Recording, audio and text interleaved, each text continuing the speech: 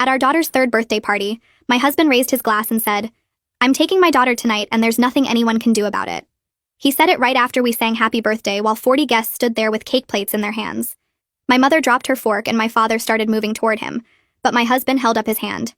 "Before anyone calls the police, you should know I have full custody as of this morning." I felt my legs go weak because we weren't even separated, let alone divorced. "What are you talking about?" I managed to say while our daughter Mia played with her new toys completely unaware. He pulled out a manila envelope from his jacket and held it up. "Emergency custody order. Signed by Judge Harrison at 9 this morning." My best friend Rachel grabbed my arm to steady me. "On what grounds?" she demanded because she was a paralegal and knew this stuff. "Unfit mother, drug use, neglect. It's all documented." He was lying, but he said it so calmly that people started looking at me differently. My sister Kate stepped forward. "That's insane. She doesn't even drink wine." But my husband just smiled. "Tell them about your prescription, Lauren, the one you've been taking for 6 months." My heart sank because I knew what he was about to do. "I take anxiety medication, prescribed by my doctor. You know this," I said, but he was already shaking his head. "You take 3 times the prescribed dose. You buy extra pills from your friend at the hospital. I have receipts." The friend at the hospital was my cousin who worked in the pharmacy. She'd never sold me anything, but I couldn't prove that. "Mom watches Mia crying while she's passed out on the couch." He continued. "I have statements from concerned neighbors." The concerned neighbors were his brother and his brother's wife, who lived 2 houses down and hated me since I'd reported them for leaving their dog outside in freezing weather. My mom finally spoke up. "I'm here every day. Lauren is a perfect mother. What are you really doing?" That's when my husband's lawyer walked in. I recognized him from the country club. Robert Pearson, who handled divorces for wealthy men who wanted to destroy their wives. "Mrs. Coleman, we need to discuss the terms of your supervised visitation." He said it loud enough for everyone to hear. Supervised visitation? I was starting to panic now. I haven't done anything wrong. My husband walked over to Mia and picked her up. "Daddy's taking you to Grandma's house tonight. Won't that be fun?" His mother lived in Florida. He was taking her across state lines. Rachel pulled out her phone. "I'm calling the police. This is kidnapping." But Pearson, the lawyer, stepped in. "I wouldn't do that. We have a valid court order. Interfering would be criminal." That's when my dad noticed something. "Why is your suitcase in the hallway? And Mia's too?" 3 suitcases were sitting by the front door already packed. This had been planned for weeks, maybe months. "We're leaving after the party," my husband said, still holding Mia, who was getting fussy. "My new job starts Monday in Miami." New job? He'd never mentioned any new job. He worked for his father's company here in town. "The court agrees that relocating is in Mia's best interest, away from negative influences." He looked directly at me when he said it. Kate was filming everything on her phone, which made Pearson nervous. "Turn that off. This is a private family matter." But Kate kept recording. "It's my niece's birthday party. I can film whatever I want." That's when Uncle Paul, who'd been quiet in the corner, spoke up. He was a retired family court attorney. "Can I see that custody order?" My husband hesitated, but then handed it over. Paul read it slowly, then read it again. "This is dated today, but references a hearing from yesterday. Where was this hearing held?" Pearson answered quickly. "Judge Harrison's chambers. Emergency session." Paul smiled. "Judge Harrison is in the hospital. Has been for a week. Had a heart attack. I visited him yesterday." The party went completely quiet. Pearson's face changed. "You must be mistaken. Perhaps it was Judge Harrison Jr." Paul shook his head. "There is no Judge Harrison Jr. His son is named Michael and he's a dentist." My husband put Mia down suddenly. "There must be some confusion. My lawyer handled everything." But Pearson was already backing toward the door. "I need to make a call, verify some details." Paul held up the papers. "These are forgeries. Very good ones, but forgeries. The seal is wrong. The case number doesn't match the county format. And the judge's signature is dated when he was unconscious in the ICU." Rachel was already on the phone with the real police. My husband tried to leave, but my dad and 3 other men blocked the door. "You're not going anywhere with my granddaughter," Dad said quietly. My husband turned to Pearson. "You said this would work. You said she'd never fight it." Pearson was sweating now. "We need to leave. Now." But it was too late. Requested Dreads is on Spotify now. Check out link in the description or comments. 2 police officers walked through my front door less than 3 minutes after Rachel made the call. The younger one headed straight for my husband while his partner moved toward Robert, who was still trying to edge closer to the hallway. My dad and the other men stepped aside but stayed close enough to block any escape route.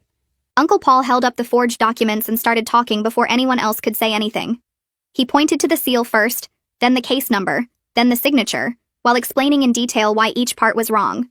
The officers listened carefully, and one of them pulled out a notebook to write down what Paul was saying. My husband kept repeating that this was all just a big mistake, and his lawyer had handled everything properly. He said it in this calm voice like he was trying to convince everyone that he was the reasonable one here. Robert tried to interrupt twice, but the officer nearest to him told him to be quiet and wait his turn. Paul handed over the papers, and the younger officer took photos of them with his phone. My husband's face was getting red now, and he kept looking at Robert like he was waiting for him to fix this somehow. Robert just stood there sweating and not making eye contact with anyone. The officer asked Paul how he knew Judge Harrison was in the hospital, and Paul explained that he'd visited him just yesterday afternoon. The officer made a phone call right there in my living room to verify it, and I could hear someone on the other end confirming that Judge Harrison had been in intensive care all week. My husband started backing toward the kitchen, but my dad moved to block that direction too. The officer told my husband to stay put and not move anywhere until they sorted this out. Mia was sitting on the floor playing with her new dollhouse, completely unaware that her father was about to be arrested. I wanted to pick her up and take her to another room, but I couldn't move. Detective Jeremy Walton showed up about 20 minutes later in regular clothes like he'd been called in from home. He had gray hair and reading glasses hanging from a chain around his neck. He talked to Uncle Paul first, and Paul went through the whole explanation again about the forged seal and the wrong case number format, and the signature dated when Judge Harrison was unconscious. Jeremy wrote everything down in a small notebook and asked Paul specific questions about court procedures and document formats.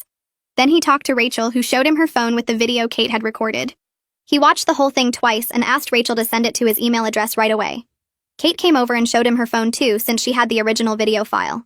Jeremy asked her when she started recording, and she said right when Robert walked in the door. He watched that video 3 times, and I could see his expression change when he got to the part where my husband said his lawyer handled everything. Jeremy made several phone calls while standing in my dining room. I could hear him talking to someone at the courthouse and someone at the hospital and someone else whose title I couldn't quite catch. Each call seemed to make him more serious. He looked at my husband and Robert and told them both to sit down on the couch and not talk to each other. My husband tried to argue, but Jeremy cut him off and said if he didn't sit down quietly, then he'd be sitting down in handcuffs. Robert sat immediately, but my husband took another few seconds before he finally dropped onto the couch. Jeremy called someone else, and I heard him say something about forgery and fraud and possible kidnapping charges. My mom was standing next to me now with her hand on my shoulder. The party guests were still here watching everything unfold like it was some kind of show. Nobody had touched their cake in over an hour. Jeremy put his phone away and walked over to my husband and Robert. He told them both to stand up and put their hands behind their backs. My husband's face went white and he started saying this was crazy and he had rights and they couldn't arrest him without evidence. Jeremy pulled out handcuffs and told him the evidence was the forged court documents he'd tried to use to kidnap his daughter. Robert started talking fast about how he was an attorney, and this was a misunderstanding, and he needed to call his office. Jeremy told him he could call whoever he wanted after they got to the station. The younger officer handcuffed my husband while Jeremy handcuffed Robert. Jeremy read them both their rights in this flat voice like he'd done it 1,000 times before. He listed the charges as conspiracy to commit kidnapping, forgery of court documents, fraud, and attempted parental kidnapping across state lines. Each charge made my husband's face get paler. The 40 guests stood there in complete silence watching 2 men get arrested at a 3-year-old's birthday party. Jeremy asked if anyone else had video or photos of what happened, and 3 people held up their phones. He took down their names and contact information and told them someone would be in touch. The officers started walking my husband and Robert toward the front door. Mia looked up from her dollhouse and saw her daddy in handcuffs. She stood up and asked why the police were taking daddy away. Her little voice was so confused and innocent. I felt something break inside my chest because how do you explain this to a 3-year-old? I picked her up and held her close and told her daddy had to go talk to some people, but she'd see him later. She started crying and asking if daddy was in trouble. I didn't know what to say, so I just held her tighter while the officers led my husband out the door. He looked back at us once and I couldn't read his expression. Robert didn't look back at all. Rachel was already on her phone before the police cars pulled away from the curb. She called her boss, who apparently specialized in family law, and explained the whole situation in quick sentences. I could hear her boss asking questions and Rachel answering while she paced around my kitchen. She told him about the forged documents and the attempted kidnapping and the arrest and how we needed help right away. Her boss said something and Rachel nodded even though he couldn't see her. She hung up and told me he was calling someone he knew who handled custody cases involving parental kidnapping. Within an hour, a woman named Victoria showed up at my house. She was maybe 50 with short dark hair, and she carried a leather briefcase that looked expensive. She sat down at my kitchen table and asked me to tell her everything from the beginning. I went through the whole story while she took notes on a legal pad. She asked specific questions about my husband's behavior over the past few months and whether I'd noticed any unusual activity. I told her about the packed suitcases and the Miami job I'd never heard about. She wrote it all down. Victoria explained that my husband's actions had actually made my custody case much stronger because attempting to kidnap a child with forged documents showed extremely poor judgment and a willingness to break the law. She said we'd file for emergency custody first thing Monday morning, along with a restraining order to keep him away from me and Mia. She spent 2 hours at my house going over everything and preparing paperwork. By the time she left, it was almost 9 at night and Mia had fallen asleep on the couch. The party guests had all left by 8. My parents stayed to help clean up the mess of uneaten cake and unopened presents. Kate stayed too, and she sat with me in the kitchen after we put Mia to bed. My mom and dad were in the living room putting away decorations and wrapping up leftover food. Kate pulled out her phone and we watched her video frame by frame. You could see everything clearly. My husband announcing he was taking Mia, Robert walking in and talking about supervised visitation, the packed suitcases by the door, Uncle Paul exposing the forgery, my husband's face when he realized it wasn't going to work. And most importantly, you could hear my husband saying his lawyer handled everything. Kate had captured his exact words. She sent the video to my email and to Victoria's email and made 3 backup copies on different cloud services.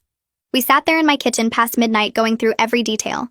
Kate kept asking if I was okay, and I kept saying yes, even though I wasn't sure what okay even meant anymore. My husband of 5 years had just tried to steal our daughter using fake legal papers. He'd planned it for weeks or maybe months. He'd packed our daughter's clothes and bought plane tickets and rented a condo in another state. And he'd done it all while pretending everything was normal.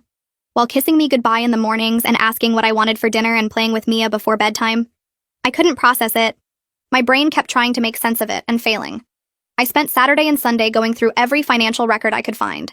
My parents took Mia to the park so I could focus without her asking questions.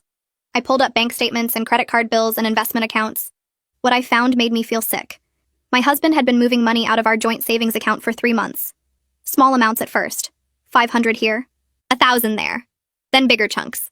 3,000, 5,000. By the time I added it all up, nearly $40,000 was gone, transferred into accounts I didn't have access to and couldn't track. I found paperwork stuffed in the back of his desk drawer for a condo lease in Miami. He'd signed it 6 weeks ago. The lease started next Monday, which was exactly when he'd said his new job began. Except there was no new job. His father's company was here. He'd been planning this escape for at least 6 weeks and probably longer. I found receipts for plane tickets. 3 one-way tickets to Miami dated for tomorrow. He was really going to do it. Take Mia and disappear to Florida where his mother would help him hide her from me. I took photos of everything with my phone and sent them all to Victoria. She responded within an hour saying this was excellent evidence of premeditation, and it would help our case significantly. Rachel came over Sunday afternoon with her laptop. She'd been researching Robert all weekend using her paralegal connections and access to legal databases. What she found explained a lot. Robert had been involved in 3 other custody cases, where fathers accused mothers of drug abuse to gain custody. In 2 of those cases, the accusations were later proven completely false. In one case, the mother had actually sued Robert for legal malpractice, but the case was settled out of court with a non-disclosure agreement. Rachel found online reviews from former clients and half of them called him unethical. One review said he was willing to bend rules to win cases. Another said he'd suggested creating evidence that didn't exist. A third said he'd coached a client to lie under oath. Rachel printed everything out and put it in a folder for Victoria. She explained that this pattern showed Robert specifically targeted mothers with false drug accusations because it was an effective strategy that was hard to disprove quickly. My husband had chosen Robert specifically because he needed someone willing to break the rules. Someone willing to forge court documents and create fake evidence. Robert had a reputation for doing whatever it took to win, and my husband had found exactly the right corrupt lawyer for his plan. Victoria called me Monday morning at 8. She'd already filed emergency motions with the family court, and we had a hearing scheduled for Wednesday afternoon. She explained that the severity of the charges and the clear evidence of attempted kidnapping had convinced the judge to fast-track our case. My husband had been released on bail Sunday night, but there was a temporary restraining order in place. He couldn't come within 500 feet of me or Mia, and he couldn't contact us in any way. Victoria said his parents had hired a different lawyer to fight the custody case since Robert was now facing criminal charges himself. She warned me that his new lawyer would try to minimize what happened and paint my husband as a desperate father who made bad choices. We needed to be ready to counter that narrative with facts and evidence. I spent Monday and Tuesday preparing for the hearing. Victoria came to my house both days to go over my testimony and review all the evidence we had. The forged documents, Kate's video, the financial records showing premeditation, the Miami condo lease, the packed suitcases, my clean drug tests from my annual physical 2 months ago that proved I'd never abused my medication. Every piece fit together to show this wasn't a desperate mistake, but a carefully planned crime. Wednesday afternoon, I sat in a courtroom while my husband's new lawyer argued that the forgery was all Robert's idea. He claimed my husband was just a worried father who wanted to protect his daughter from my supposed drug problem. He said my husband had been manipulated by an unethical attorney and didn't know the documents were fake. Victoria stood up and destroyed that argument in less than 5 minutes.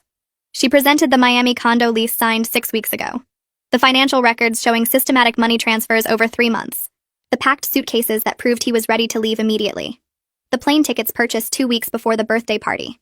Every piece of evidence showed planning and intention. Then she presented my drug test results from my annual physical proving I'd never abused my anxiety medication. My doctor had even written a letter confirming I took my prescription exactly as directed and had never asked for early refills or shown any signs of addiction. Victoria played Kate's video for the judge showing my husband's own words admitting his lawyer handled everything. The judge watched it twice. The hearing took 53 minutes total. Judge Victoria sat at her bench reviewing Uncle Paul's written analysis of the forgery. She watched Kate's video 3 times. She read my doctor's testimony and looked at my clean drug test results. She examined the Miami condo lease and the financial records and the plane tickets. Then she looked at my husband and asked him directly if he'd known the custody documents were forged. His lawyer tried to answer for him, but the judge said she wanted to hear from my husband himself. He said he'd trusted his lawyer and didn't know the documents were fake. Judge Victoria asked him about the Miami condo and why he'd signed a lease 6 weeks ago if this was a sudden, desperate decision. He didn't have a good answer. She asked about the $40,000 he'd transferred and the packed suitcases and the plane tickets. He kept saying he'd been trying to protect Mia from my drug problem, but he couldn't explain why he'd been planning for months if it was really an emergency. Judge Victoria granted me temporary full custody with supervised visitation only for my husband. She said he could see Mia 2 hours per week at a supervised visitation center, with a court-appointed monitor present. She looked genuinely angry when she talked about the forged documents. She said forging court papers and a judge's signature undermined the entire legal system and showed a complete disregard for the law. She said my husband had traumatized his daughter and destroyed any trust that existed in his marriage. She set another hearing for 3 months later to review the custody arrangement, but made it clear that his actions had seriously damaged his case for any kind of shared custody in the future. 2 days after the custody hearing, Kate called me while I was making lunch for Mia. She told me Detective Walton wanted to search Robert's office and needed to know if I had any other information about him. I gave her everything Rachel had found online about his previous cases and the reviews from angry clients. The detective got a search warrant that afternoon and went through Robert's files with 2 other officers. They found templates on his computer for fake custody orders with blank spaces where he could fill in names and dates. There were 6 other case files where he'd created fake documents for clients who wanted to take kids from their ex-wives. One file had notes about bribing a court clerk to use real case numbers, so the forgeries would look more real. Robert tried to claim attorney-client privilege when the detective asked him about the files, but Detective Walton explained that privilege doesn't cover criminal conspiracy. Robert was looking at charges in multiple cases now, not just mine. The detective called me that evening to tell me what they'd found, and said Robert would probably spend years in prison if he was convicted on all the charges. I felt relieved knowing he couldn't hurt other families the way he'd tried to hurt mine. The next morning, my phone started blowing up with notifications. My husband's parents had posted on Facebook claiming I was keeping their granddaughter away from them unfairly. His mother wrote this long post about how she was a loving grandmother who just wanted to see Mia, and I was being cruel by preventing visits. Several of their friends commented with supportive messages about grandparents' rights, and how terrible it was that I was punishing them for their son's mistakes. None of these people had been at the birthday party, so they didn't know what actually happened. Kate saw the posts first and called Rachel immediately. They spent the next hour writing factual responses explaining that my husband had been arrested for trying to kidnap Mia using forged court documents. Rachel posted links to the news articles about the arrest and the charges. Kate posted screenshots from the court records showing the restraining order and the reasons for it.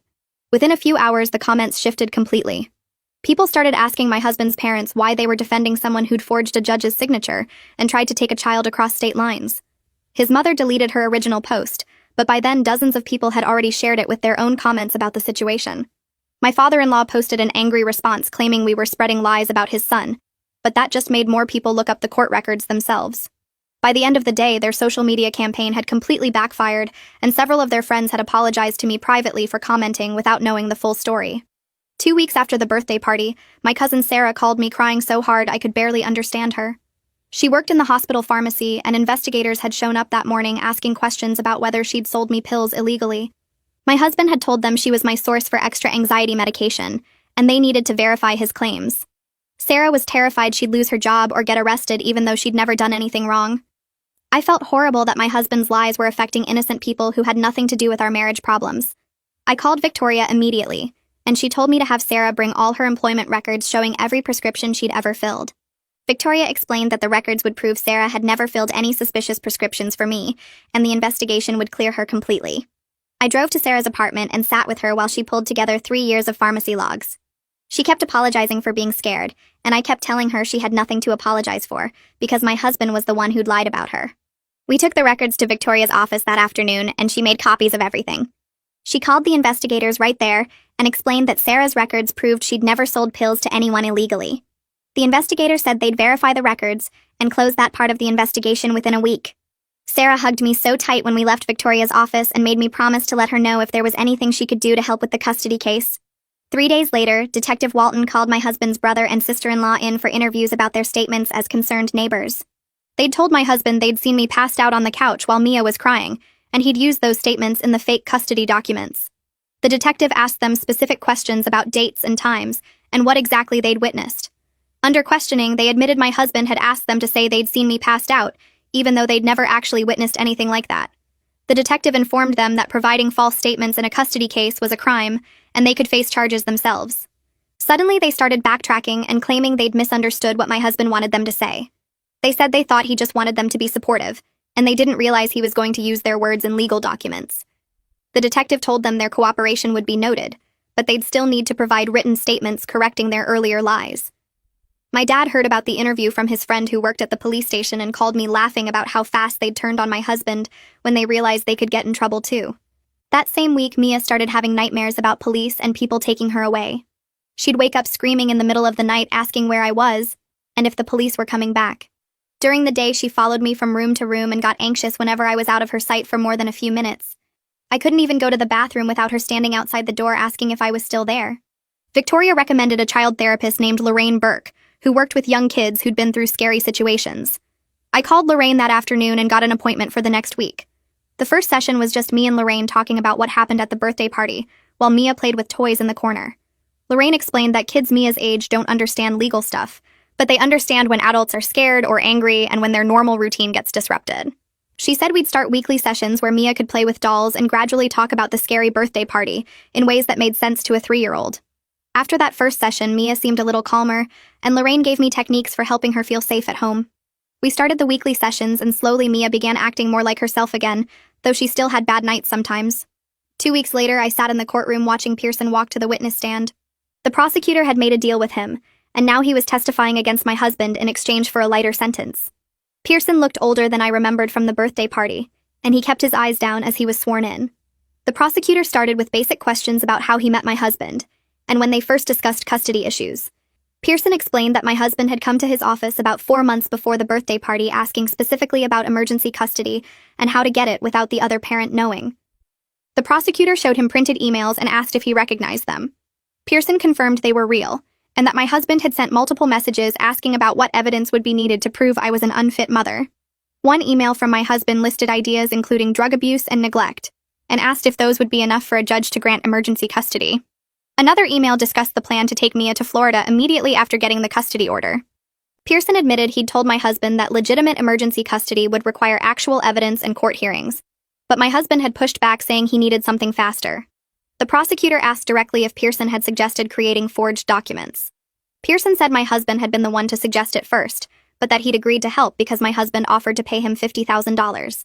My husband's lawyer tried to object multiple times, but the judge overruled him because Pearson's testimony was part of his plea agreement. The prosecutor presented more emails showing Pearson and my husband discussing exactly what the fake custody order should say and how to make it look authentic.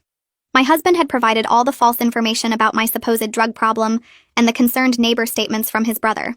Pearson had taken that information and created the forged documents using templates he'd developed for other cases.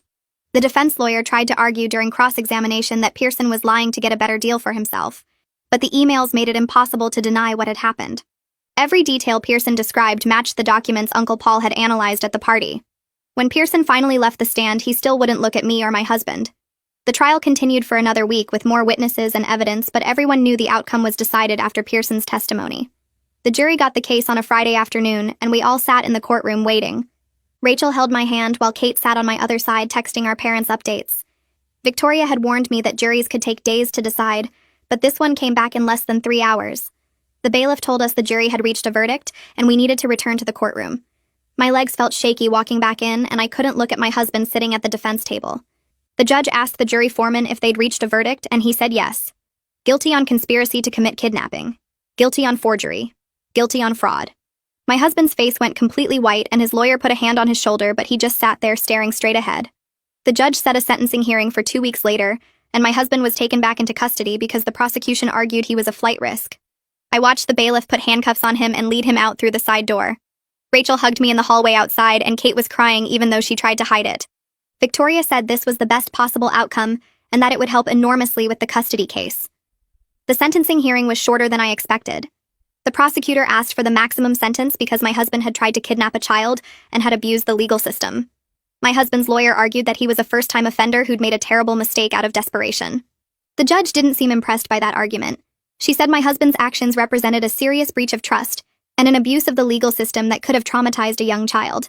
She sentenced him to 3 years in prison with possibility of parole after 18 months. My husband didn't react at all when she announced the sentence. His parents were sitting in the back of the courtroom, and his mother started crying loudly, but his father just looked angry.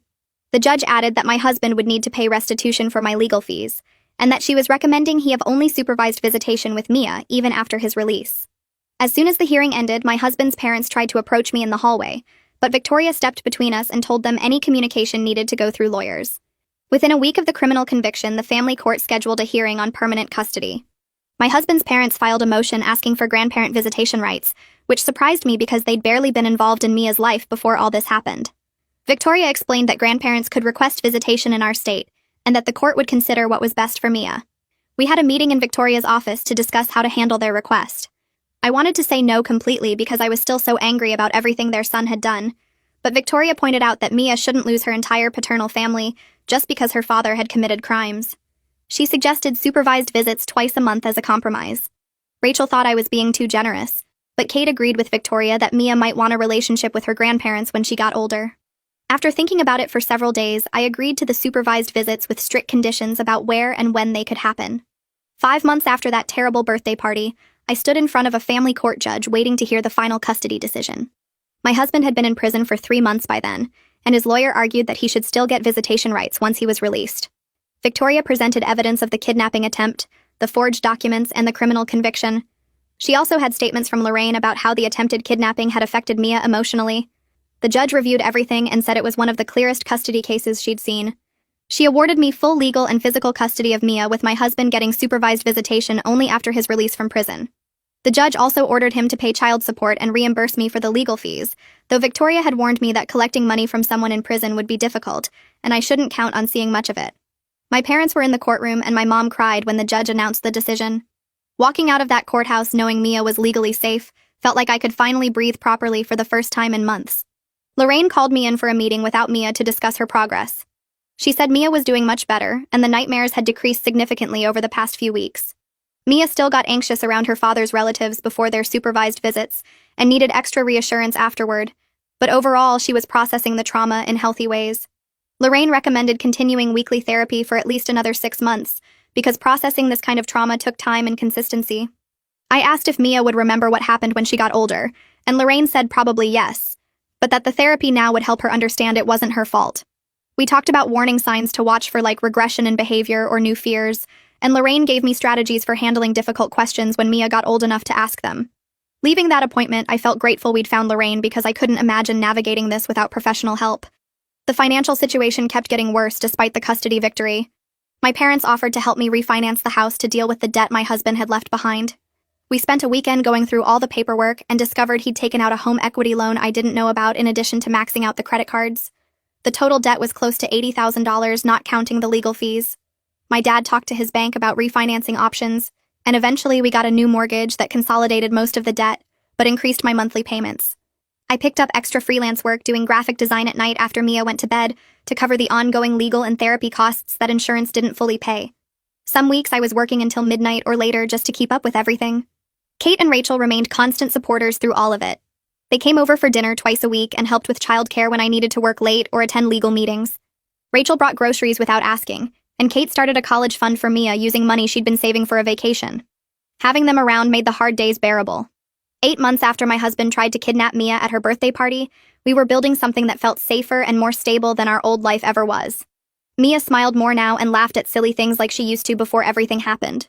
She still asked about her daddy sometimes, and I told her he was away, but that he loved her, which felt like the right thing to say, even though I wasn't sure it was true. The supervised visits with her grandparents happened twice a month at a family center downtown, and while Mia seemed okay with them, she was always quieter for a day or two afterward. I continued taking her to therapy every week because Lorraine said consistency mattered more than anything else right now. My parents came over most Sundays for dinner, and my dad had started teaching Mia to ride a tricycle in the driveway. The financial pressure was still overwhelming, and some months I wasn't sure how I'd make all the payments, but we were managing. I was still angry about the betrayal, and probably would be for a long time, but I was also grateful that Uncle Paul had exposed the forgery before my husband could take Mia away. We were healing slowly but genuinely, and I'd learned that sometimes the worst moments reveal who truly loves and supports you. Mia was safe, and that was what mattered most.